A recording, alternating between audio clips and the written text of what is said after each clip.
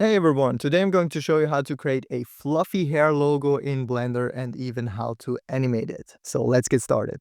First of all, make sure if you download the logo, you download it in the SVG file type. So for example, type in Blender logo SVG and download this file. If you have your own logo, make sure it's in the SVG format, otherwise it won't work. In Blender, go to File, Import and choose the SVG import. Select the logo you downloaded and it should look something like this.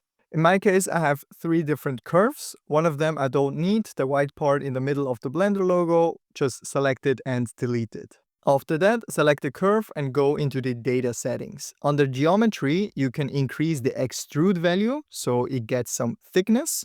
And in the bevel settings, you can increase the depth of the roundness value, which means how rounded the corners are. With that, you can create a super smooth 3D logo. If you have some artifacts, select the curve and press Tab to go into edit mode. In the area with the artifacts, select the different vertices and maybe delete one of them until it fixes the problem. Now do this for all the different curve objects you have in your scene, so everyone has the same thickness and the same roundness.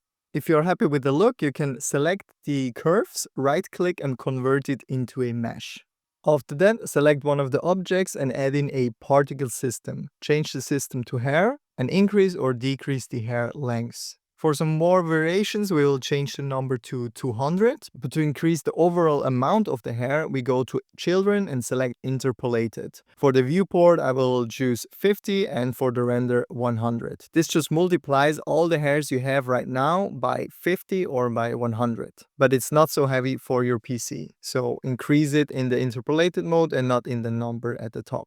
To add some more variation, we can go into the roughness settings and change the uniform to something in between 0.1 and 0.5. Also activate the advanced settings and under physics, change the Brownian to 0.1 or even higher. This will just frizz the hair up a little bit more, which gives it some more personality. If you're happy with the settings, select the other object you have and shift select the one with the hair.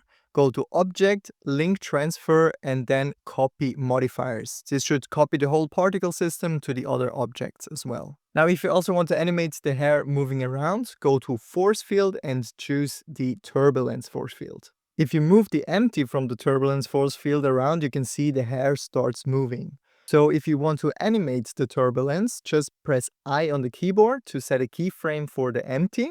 Move to a later frame, in my case it's around 70, and also move the empty from the turbulence and set a second keyframe so that the empty is animated. To be a bit more accurate, select both keyframes and on the interpolation mode choose linear so that the empty moves in a linear path and the hair moves around smoothly. At this stage, it's just added in a plane as the background, a sunlight to light it up from the front, and a area light to light the logo from the back. And that's all there is to it. You can change a different type of hair, how frizzy it is, or how long the hair is in the particle system settings. And other than that, just light it up nicely, maybe add some bloom, and you're done. You have your fluffy hair logo, and you can even animate it. If you have any questions, just write it in the comments. I'm happy to answer it. And as always, keep pushing boundaries.